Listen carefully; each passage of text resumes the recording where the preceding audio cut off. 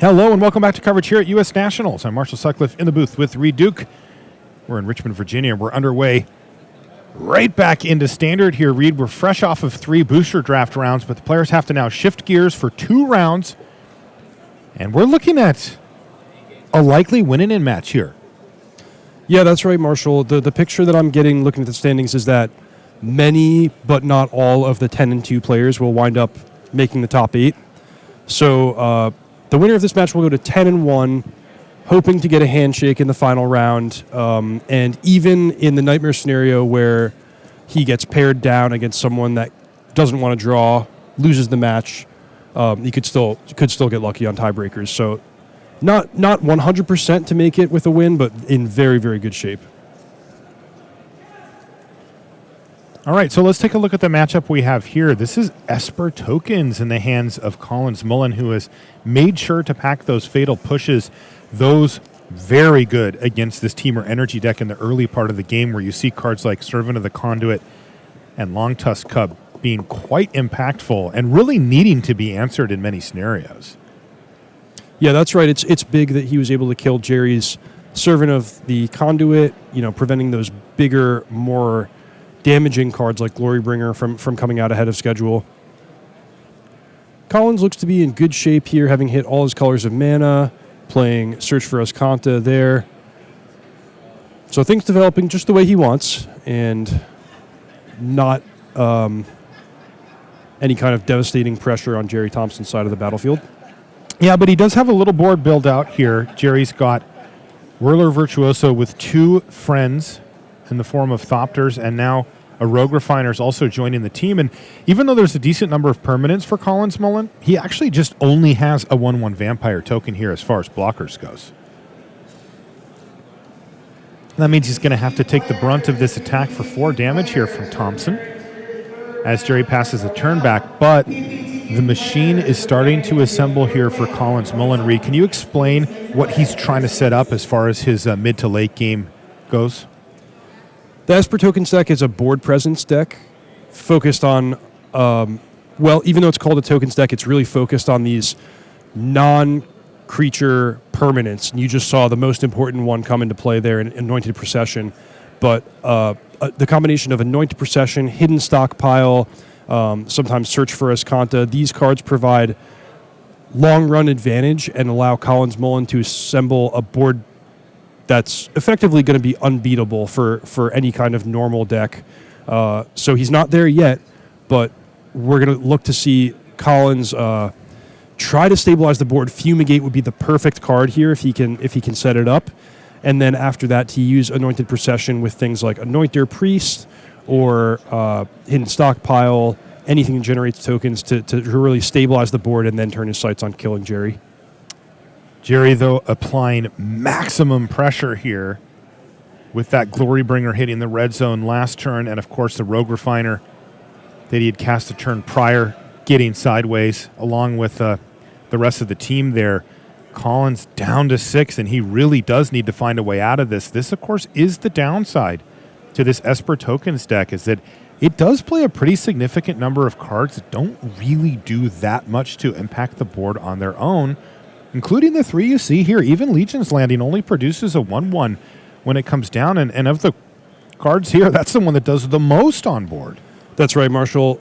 Anointed Procession and Search for Azcanta are both examples of cards where you have to invest mana and resources, and it takes them a while for them to pay back that investment. And Gerry's not going to give Collins enough time for those investments to pay off in this game. Yeah, the Temur energy deck. Oh boy, another Glorybringer here for Gerry. Don't want to interrupt myself, but this is a pretty big and lethal attack. What can Collins do? Scoop him up. That's what he can do. So Gerry Thompson with a quick Game 1 victory. He wants to join you on the U.S. national team, Reed.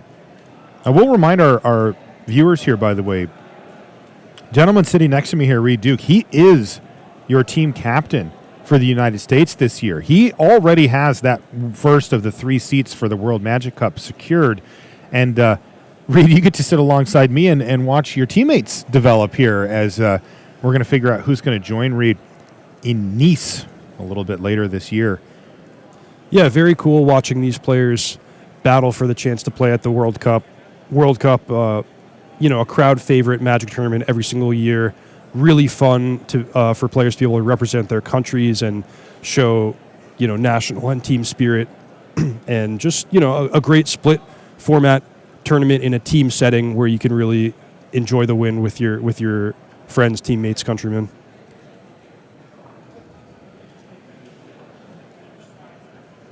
Looks like we were seeing this game end as well in Stephen Neal's favor. This is an interesting matchup as well. It's Temur Energy versus Mardu Vehicles, but what I'm really zeroing in on here, Reed, 8-2 for Stephen Neal versus James Tessitore, who's at 9-1. Yeah, so that means that the result of this match has a big impact not only on the players playing the match, but also on the general standings of the tournament.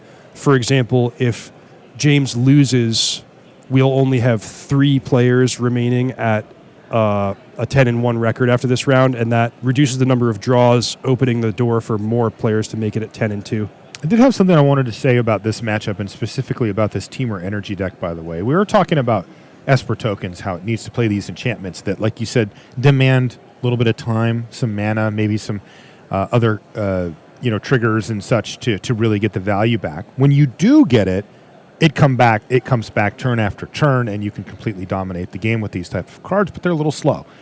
Temur Energy, to me, is really a good representation of what I think of when I think of a modern era standard deck. Basically, every card gives you something, whether it lives or not. Many of the cards are difficult to deal with, and effectively all of them affect the board immediately. And that is what I look for when I think of, you'll often see a really good card when a new set comes out, and you'll be like, wow, that card looks great. And then you'll be like, hey, Reed, what about this for standard? Nope. Why not? And it's because you cast it, and if it dies, you didn't get anything out of it, right? And the threshold that I've seen is, in order for a card to be okay at that, like cast it, I didn't get anything out of it, is if I untap, I have a huge advantage, right? And that can be hard to set up, right, to do that. But those are the types of cards that seem to be the closest to the sort of do-nothing cards. And every other card, this is going back a long time now, by the way. I mean, I remember when I first came back to play Magic, Jund was the big deck. This was around Shards of Alara block, so a while back now. But that had a similar effect where every single card they played was either impossible to kill without leaving some value, or just got value when they cast it or when it entered the battlefield. And Temur Energy really sort of, a cousin of that deck way down the line here, of these sort of grindy mid-range decks that just demand a lot from their creatures. Another one, Reed, that comes to mind, really dominated standard as well, was Siege Rhino. That's kind of a headlining, like, you're going to get something out of this type of card just by simply resolving it. Yeah, that's right. And a huge strength of Temur Energy there, and virtually every creature providing value either when it comes into play right away, like Rogue Refiner, or just the first turn it hits the battlefield, like Glorybringer. Yeah. I mean, even some of the less obvious cards even leave you back something. Like, for example, we saw Servant of the Conduit there, right? And you think, well, that doesn't really do a whole lot. It just gets you a couple of energy. But as we saw in that game right there, that couple of energy was met with another energy from an Ether Hub, and that ended up becoming a Thopter. Those little advantages are often the difference, in a close game between winning and losing.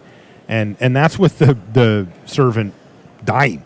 And that's one of the more low impact cards as well. This also explains why so many players have turned to Essence Scatter. We're talking Temur players, blue-black control players, blue-white control players. Essence Scatter, just one of the best answer cards in standard, because so many creatures fit the bill of what you're just describing, where you have to answer them, beforehand, or else you're clawing back, answering them after the fact at a huge disadvantage. Okay, this is Gerry Thompson, by the way, going to 6, but he has kept his 6. So the mulligan is bad for Gerry, but it is very, very good news for him that he won the first game, because this matchup is going to improve after the Temur player can tailor his threats and answers and take out some of those ineffectual burn spells like Harness Lightning. Got to tell you here, Reed. Did not think I would live to see the day that Sacred Cat would get play in Standard.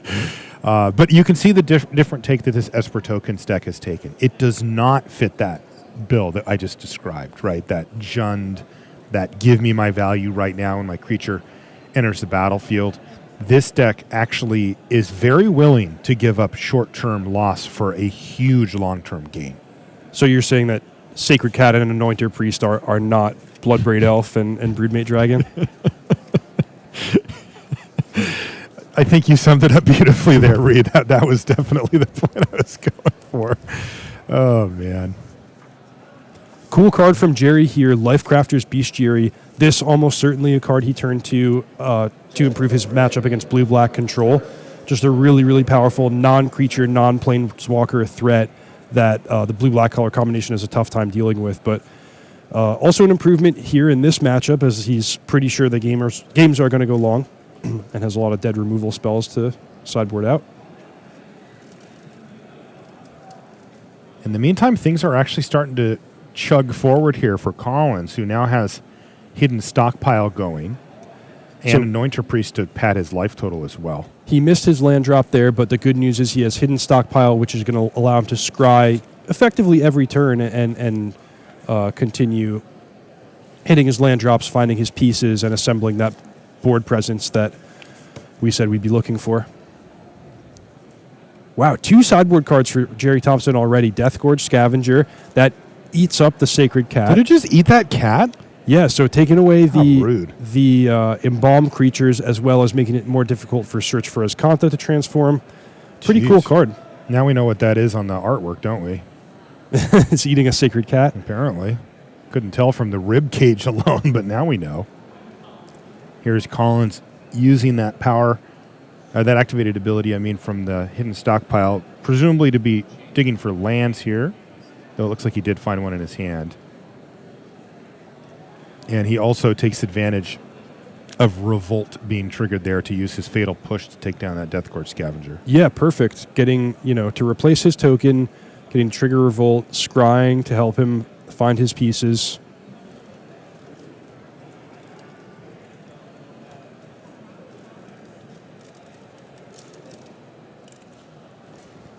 Meanwhile, Gerry's doing pretty well, too. It's a much different game. He's not attacking Collins' life total like he did in the first game with that fast curve out and double Glorybringer. Instead, he's using Lifecrafter's Bestiary for a long-run advantage. He's already unmulliganed, so to speak, and now he's actually getting way ahead on resources.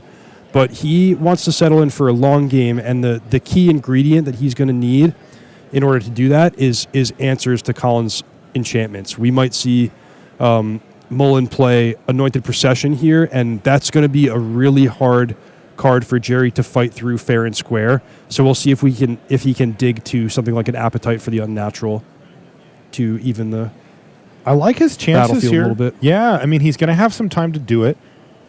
This tokens deck can get pretty explosive in the further late game, but in the near term, it'll spit out a couple of extra servos at you. Nothing too terrible. But like you said, it puts a lot of pressure on Gerry to find those specific answers. And if he can, he has a nice little engine rolling here. That Lifecrafter's Bestiary looks great. Here it is, Anointed Procession. He's going to spend the mana. He sees another copy of Anointer Priest. He's not going to take it, though. And then I think he's right to bottom that. It's tempting to want to buffer your life total, but that's not the game these two are playing here. And he needs to be prepared to fight this resource battle and have redundant copies of his enchantments if Gerry Thompson does have answers.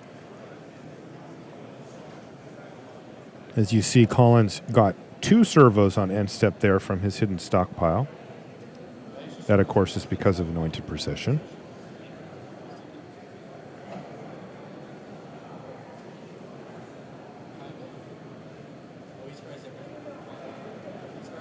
So this is Servant of the Conduit, and then trigger the Lifecrafter's Bestiary, draw a card.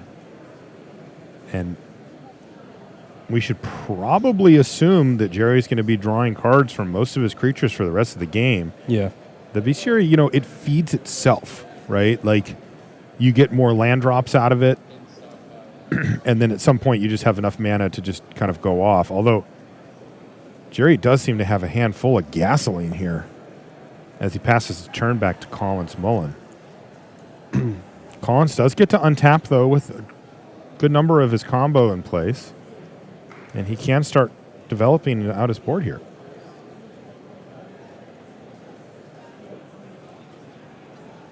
That's an interesting one. Now, Collins, what he doesn't have is an abundance of resources, and that's why he's going to send that to the bottom. He figures he might not get to 7 mana to eternalize. Those Champion of Wits that he saw? Yeah. So that was an upkeep scry. He puts to the bottom because he knows he's going to scry his redundant lands to the bottom anyway, so not really concerned with getting to 7. And this is exactly the type of card he wanted to find. Legion's Landing. A turn or two from now, he'll be able to transform that and have an additional way to produce 2 tokens in the same turn.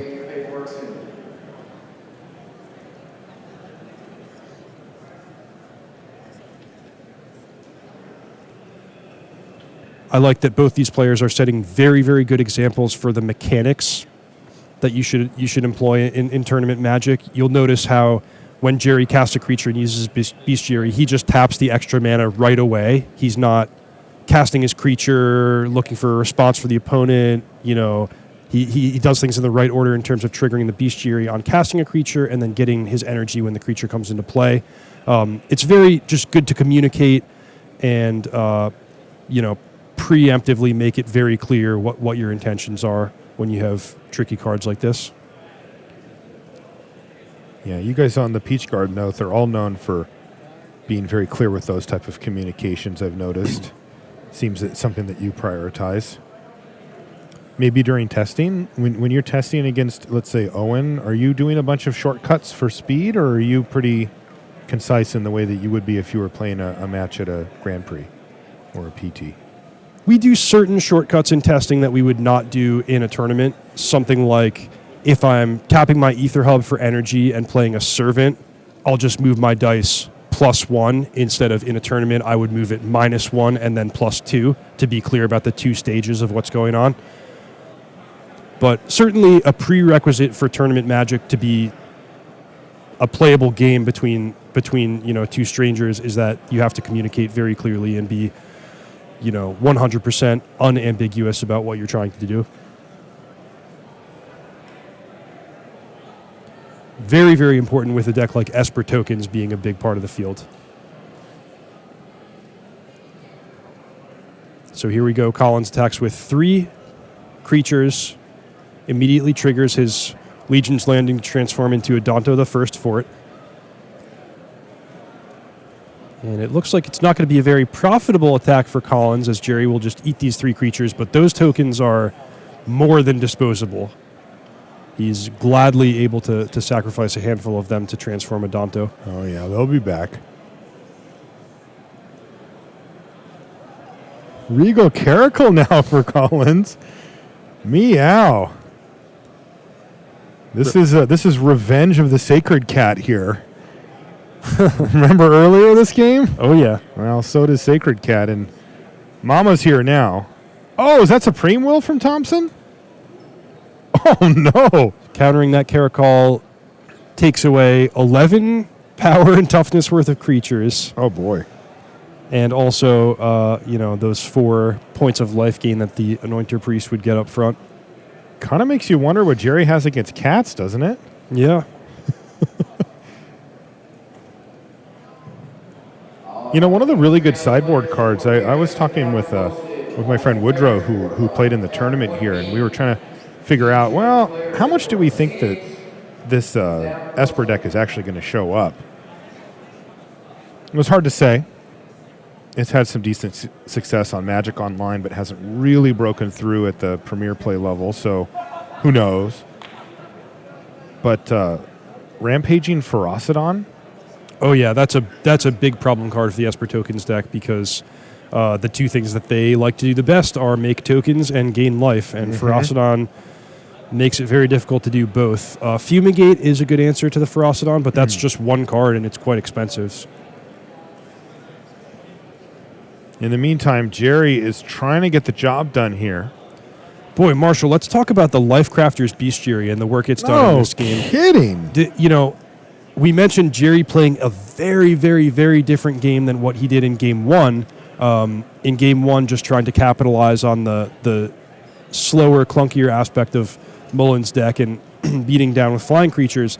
This time, we're going to turn, 10, 11, 12 against a deck that most players would consider much more powerful than Gerry Thompson's Temur Energy deck, and Gerry is holding his own, if not winning, because of this Lifecrafter's Bestiary and the card advantage it's providing. Oh, might want to keep that one, Collins. That was Fumigate. Yeah, that's a big one here. So he'll wipe the board, buffer his life total, and then the hidden stockpile. Spell Pierce from Gerry Thompson with that 1 mana left over, Reed. Holy cow. Oh. What a beating. Wow, that could easily be the game, right? I mean, that was going to completely reset everything. Yeah. Though Gerry does have a full grip of cards even after, again, thanks to what you were just talking about, that Lifecrafter's Bestiary. But that's right. It's not clear that Gerry would have been completely out of the game, but Collins really desperately needs a reset button, or else he's just going to die to Jerry's formidable board that he's been able to assemble. Yeah, he's just simply going to get overwhelmed, right? I mean, yeah, Collins has some of the little engine rolling here, but, that is not a high output motor at the moment. It's spitting out a couple of servos, but he doesn't have any of the insane stuff going on over there. A couple of servos, maybe a couple of vampires, but Gerry, look at his board. It's huge.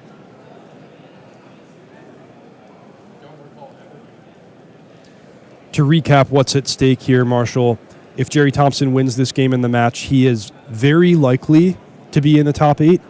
Collins Mullen not out, but with a large field, this is a pretty unforgiving tournament.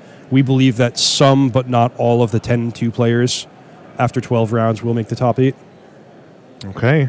A lot on the line here for these two. We got one more round to go after this as well, but with these players near the top of the standing, sitting at 9-1 apiece, they are fighting for what is very likely a slot in the top 8.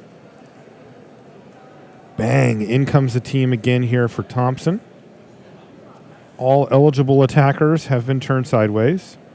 He is laying on the damage real heavy here. And Collins may be forced to get a bit lucky.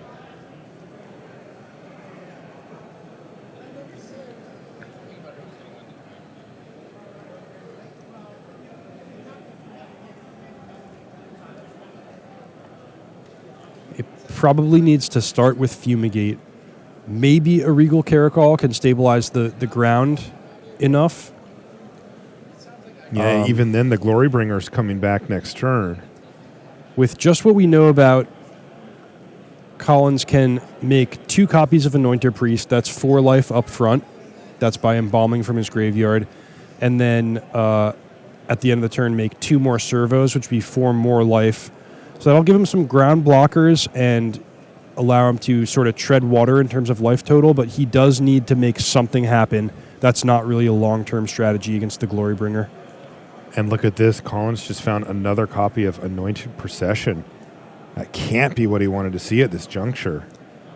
Yeah, potentially he could have considered scrying in his upkeep there to give him a better chance at Fumigate. But, I mean, with that 3 mana on Gerry Thompson's side is pretty intimidating, too. He could easily have Negate. Collins is looking at the scene, and it is not pretty from his seat. That is a heck of a force and a heck of a player sitting behind it in Gerry Thompson. Gerry, of course, is a Pro Tour champion. And as you can see, that number next to his name is his rankings in the top 25 pro rankings right now. So he's 23rd in the world. Gerry also a player of diverse skills. He went from having a good run with blue-black control at the World Championship last weekend to playing this very innovative version of Temur, and I have to hand it to him. He's winning this game due to his sideboard tech that other players don't have, the Lifecrafter's Bestiary. If that had just been some average level creature, he would not have won this game. Yeah, it wouldn't even been close. Remember, Gerry mulligan this game. Okay, well, Collins has decided that Anointer Priest Embalm is the play. So he, of course, is going to get multiple Anointer Priests here.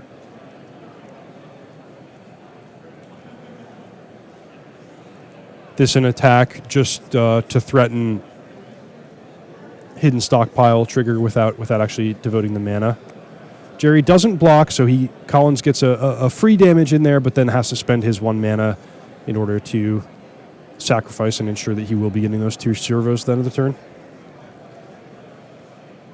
Now he should be gaining a bunch of life here, right? Yeah, he should be up to 18. Started the turn at 10. 4 life from the 2 Anointed Priests and 4 more life for the 2 servos. That's what happens. Collins, he does have Fatal Push in his hand, so he could have considered pointing it at, say, Whirler Virtuoso or Rogue Refiner there. Looks like he's just going to wait on it. He can still point it at the Servant or one of the Thopter tokens, even though he may not have Revolt this turn. Let's see what Thompson has. Does he have something that he can shut the door on Collins with here? Another Glorybringer would certainly be nice. Oh. That looks like another Glorybringer read, and that's exactly what it is. And by the way, these are can-tripping Glorybringers here for Gerry Thompson. He's kind of living the dream right now. Wow, and Gerry just drew Appetite for the Unnatural. So certainly the immediate threat is from Fumigate. He wants to be thinking about that card. But in the long run, the Appetite is going to go a long way towards making it difficult for Collins to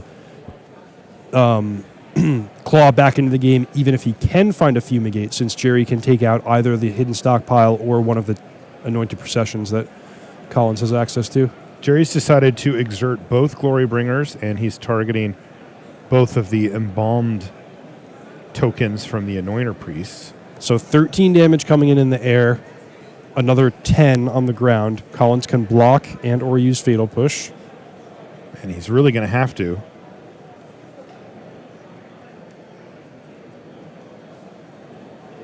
He did have Revolt trigger, did Collins, thanks to those tokens dying. Yeah, so I'm thinking just 2 chump blocks, save the 1 token, scry in your upkeep, and hope you find Fumigate in your top 2 cards. Cross your fingers.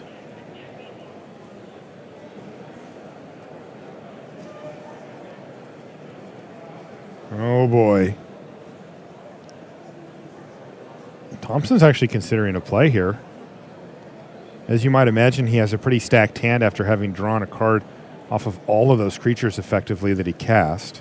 If Gerry does not have a counterspell in his hand, he could very well consider casting Appetite for the Unnatural on Hidden Stockpile to deprive Collins of that scry.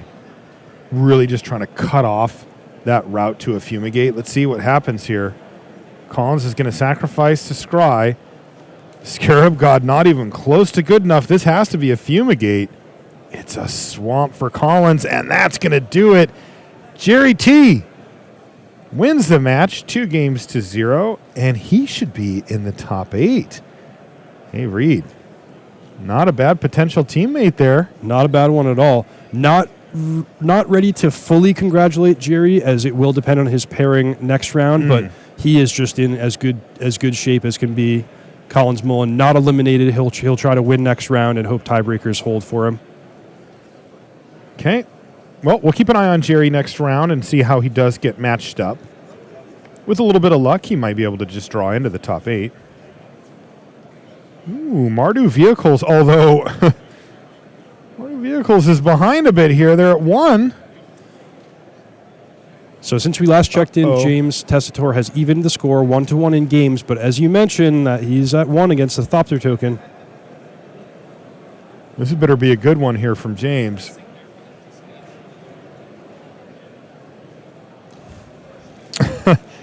Is this Chandra to kill your Thopter? Absolutely. Oh, man. Remember, this is the one that James is playing down against Steven, who seems to be in good shape here. Though he's got a pair of braids in hand now. Can't kill the Hazaret. So Steven Neal is stuck a little bit here. He's just going to have to play a land and pass the turn. He's got James down to 1? Boy, we tuned in at the right time, Marshall. Did we? If this is the start of James' comeback, it's a pretty exciting game. 19-1? Need some stuff. He's got Chandra there, though. Help him find some... That's not what he wants to see. No. Can't even pitch that one since it's just exiled. What did he draw, though?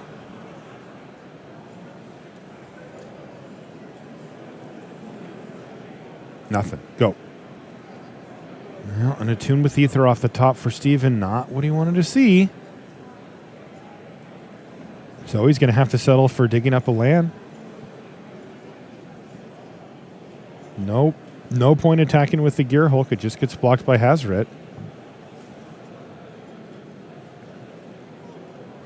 And James is going to get another turn with an active Planeswalker on his side.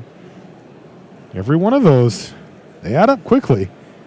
So the card Stephen Neal really wants to draw is Whirler Virtuoso. I mean, I suppose Glorybringer does the job just as well, but basically he needs a flying creature because he can't get through the Hazret on the ground.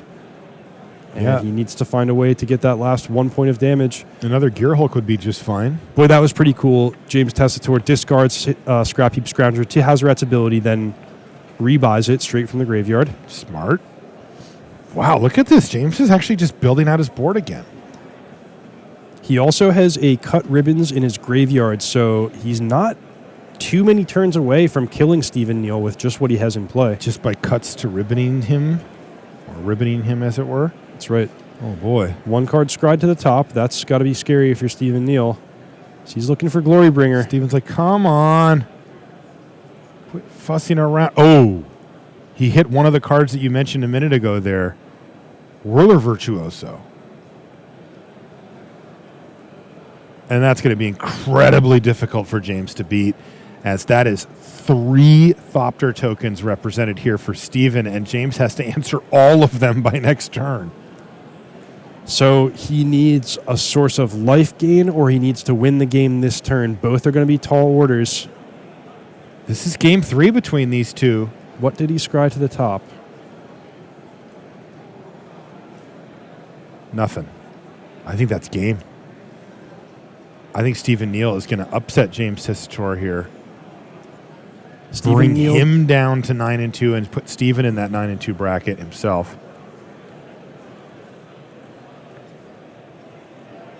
I'm just not seeing a way out here, Reed. No, the Mardu deck is not adept at killing multiple attackers. You're supposed to say me or Chandra. Yep, and that, in fact, does it. Stephen Neal improves to 9-2. James Tessitore is now 9-2 as well. Much bigger loss there for James, though, because he was controlling his own destiny. Now he's in the pile with the X2s, and is going to have to see what happens next round. We're going to be back with more Magic after these messages.